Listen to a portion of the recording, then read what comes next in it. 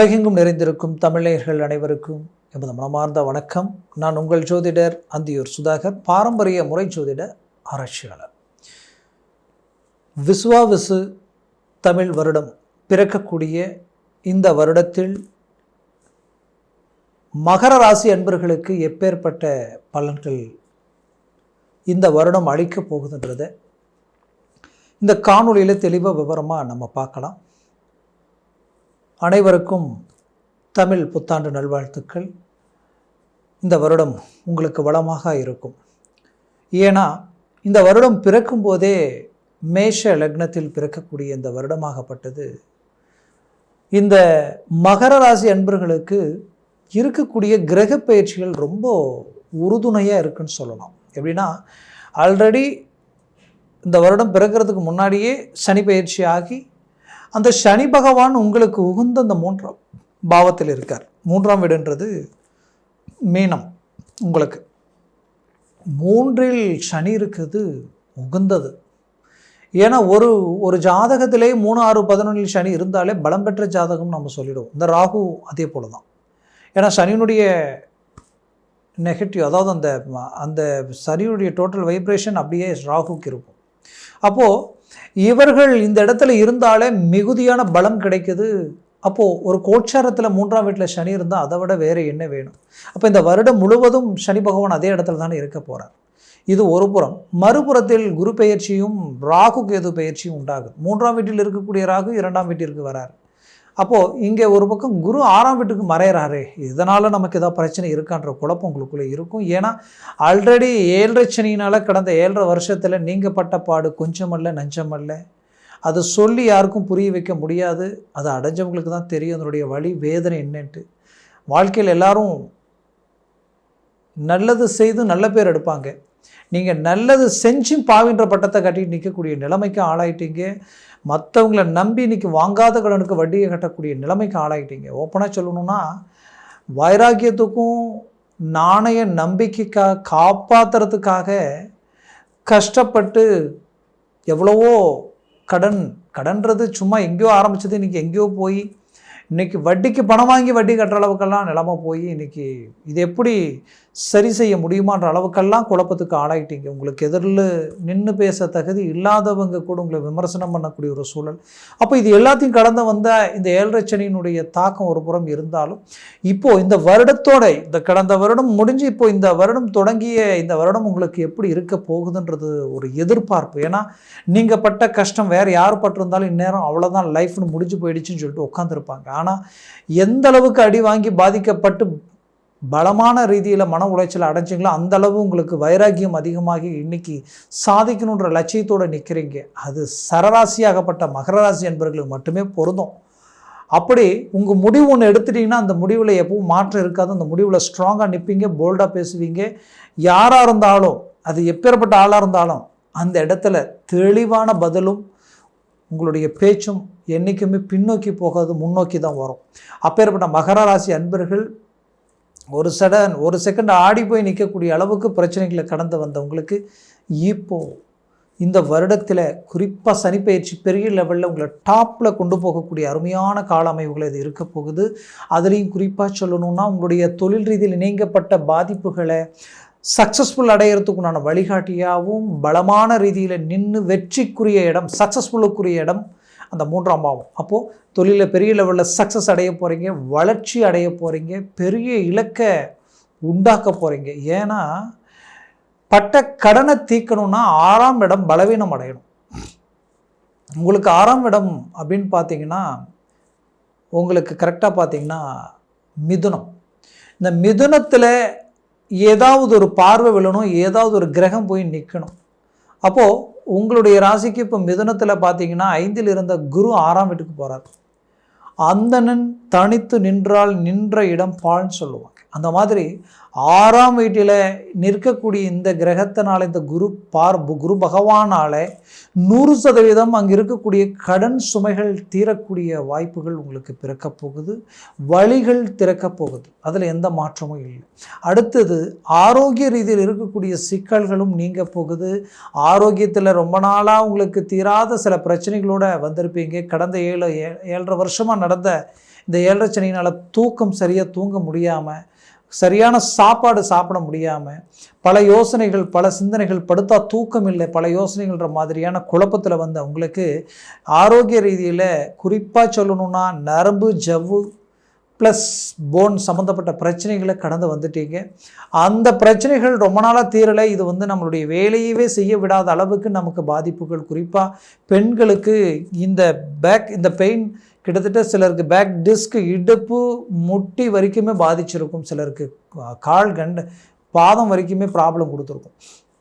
அப்போ இந்த அளவுக்கு ஒரு சில பிரச்சனைகளோடு இருந்தவங்களுக்கு அந்த பிரச்சனைகளுக்கு ஒரு தீர்வு கிடைக்கும். நீங்கள் எடுக்கிற ட்ரீட்மெண்ட் சக்ஸஸ்ஃபுல் அடையும்.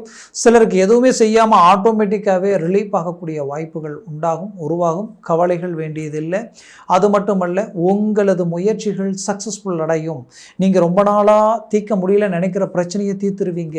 ஏன் குடும்ப ரீதியில் நிறைய பிரச்சனைகளை சந்தித்த உங்களுடைய வாழ்க்கையில், பிள்ளைகளுடைய வாழ்க்கையில் அவங்க எடுத்து எது செஞ்சாலும் அது ஃபெயிலியர் ஆகுது, அவங்களால அடுத்த கட்டத்துக்கு போக முடியல என்ற வருத்தம் உங்களுக்குள்ளே இருந்திருக்கும். அவங்க செய்த சில விஷயங்கள் அவங்களுக்காக செய்தது கடந்த காலகட்டங்களில் பிரச்சனையாக்கி அதை சரி செய்ய முடியாத நிலைமைக்கு ஆளாகி நின்றுருப்பீங்க. கண்டிப்பாக இது எல்லாமே சுமூகமாக உங்களுக்கு சாதகமாக நடக்கக்கூடிய வாய்ப்புகள் கிடைக்க போகுது. அதுலேயும் பஞ்சம சம்பந்தப்பட்ட இடத்தில் இருந்த குரு பகவான் 6ஆம் வீட்டிற்கு வந்துட்டார். அவரது பார்வை டைரெக்டாக உங்களுடைய 12ஆம் பாவத்தில் விழுது.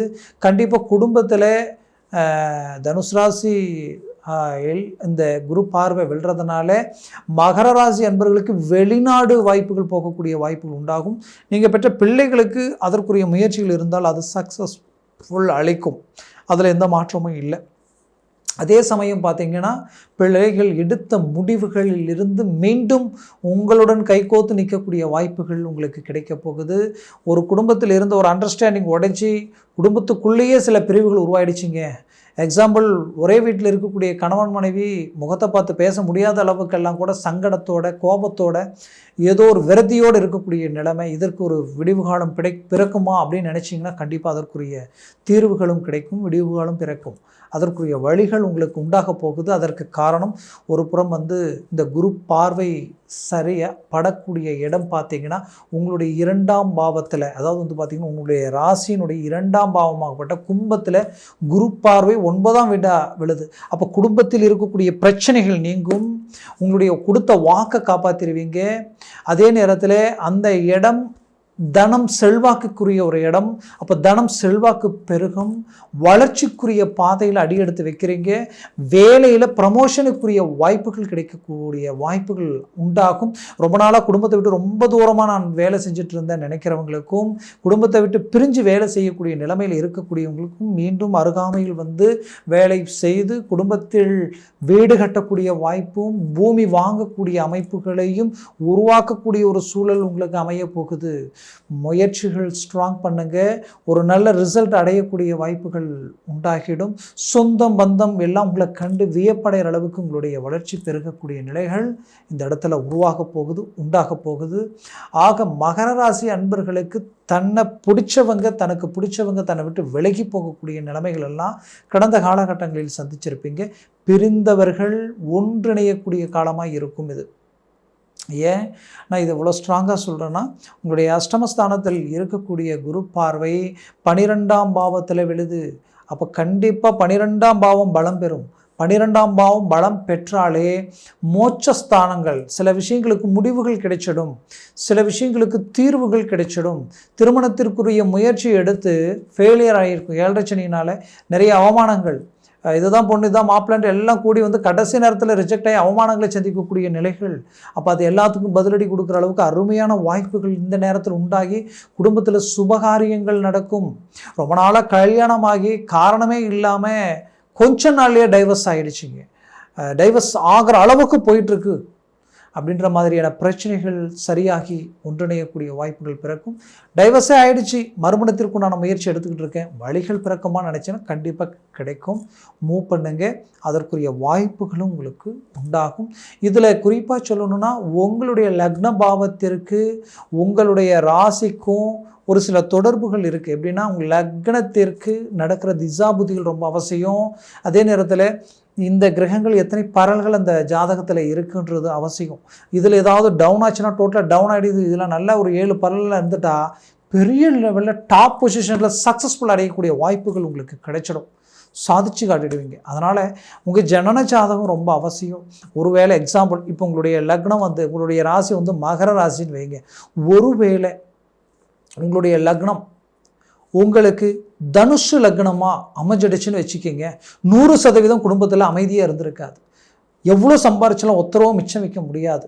எப்போ பார்த்தாலும் சண்டை சச்சரவுகள், வீண் பழிகள், அவமானங்கள், இனம் புரியாத வழிவேதனைகள், மற்றவங்க செய்த தப்புக்கு நீங்கள் தண்டனை அனுபவிக்கக்கூடிய நிலைகள், குடும்பத்தில் பிள்ளைகள் ஒரு கண்ட்ரோலில் இருக்க மாட்டாங்க, பிள்ளைகளுக்கு அடுத்தடுத்து பிரச்சனைகள், குடும்பமே செதறக்கூடிய நிலைமைகள் எல்லாம் உருவாயிடும். இப்படி ஒரு லக்னத்தை பொறுத்து சில விஷயங்கள் மாறிடும். ஒருவேளை இதுவே உங்களுக்கு பார்த்தீங்கன்னா உங்களுக்கு ஒரு மீன லக்னமாக இருந்துருச்சுன்னு வச்சுக்கிங்களேன், அப்படியே பார்த்தீங்கன்னா உங்களுக்கு லாபஸ்தானம் பலம் பெறும். லாபஸ்தானம் பலம் பெற்றாலே மிகுதியான செல்வாக்கு உருவாக்கிடும், வளர்ச்சி முன்னேற்றங்களை உண்டாக்கிடும். இப்படி ஒரு சில விஷயங்கள் பார்த்திங்கன்னா அப்படியே வேறு லெவலுக்கு எல்லாத்தையுமே கொண்டு வந்து விட்டுரும். அதனால் ஜனன ஜாதகத்தை பார்க்குறது ரொம்ப நல்லது, பார்த்து ஒரு முடிவு எடுக்கிறது நல்லது. அப்படி எடுக்கணும்னு நினச்சிங்கன்னா, அதற்குரிய தீர்வுகள் தேர்வு நினச்சிங்கன்னா, கீழே இருக்கக்கூடிய இந்த கான்டாக்ட் நம்பருக்கு கால் பண்ணி ஜாதகத்தை பற்றி தெளிவாக கேட்டு தெரிஞ்சுக்கிங்க. அதாவது அப்பாயின்மெண்ட் வாங்கி தெளிவாக விவரமாக கேட்டு தெரிஞ்சுக்கிறது மட்டும் இல்லாமல், உங்களுடைய ஜாதக ரீதியில் இப்போ நாம் என்ன செய்யலாம், என்ன செய்யக்கூடாது அப்படின்ற சில விஷயங்களையும் நீங்கள் உணர்ந்து இறங்கி செய்யும் பொழுது அது பெரிய லெவலில் ஒரு டர்னிங்கை உண்டாக்கி கொடுத்துரும். அதனால் உங்களுடைய ஜாதகத்தை தெளிவாக பாருங்கள், பார்த்து ஒரு சில முடிவுகள் எடுங்க. அது உங்களுக்கு ஆகச்சிறந்ததாக இருக்கும். மகர ராசி அன்பர்களுடைய வாழ்க்கை வளமாக அமைந்திட எமது மனமார்ந்த வாழ்த்துக்கள். நன்றி, வணக்கம். மீண்டும் சந்திக்கலாம்.